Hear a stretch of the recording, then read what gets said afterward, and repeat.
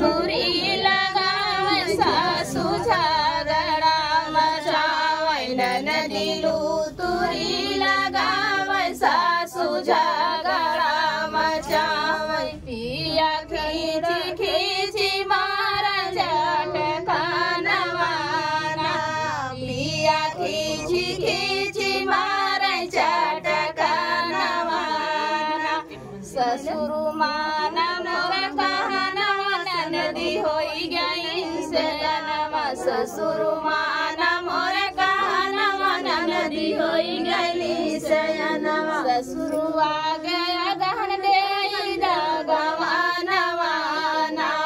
ससुर आ गया गहन दे दगवाना वाना ननदी झोली लगावै सासू ननदी चुगली लगावै सासू झगड़ा मचावै पिया खींची खींची मारै झटका नवाना पिया खींची खींची मारै झटका नवाना भसुर मान मोर कानवा ननदी होई गई से अनवा भसुर मान मोर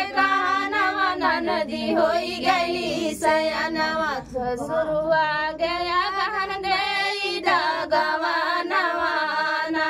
भसुर आ गया गहन दे दगवाना वाना ननदी चुगली लगावै सासू झगड़ा मचावै ननदी चुगली लगावै सासू झगड़ा पिया खींची खींची मारै झटका नवाना पिया खींची खींची मारै झटका नवाना। तो फ्रेंड गीत कैसा लगा कमेंट बॉक्स में बताना। दीदी कब गावत है हम सोचे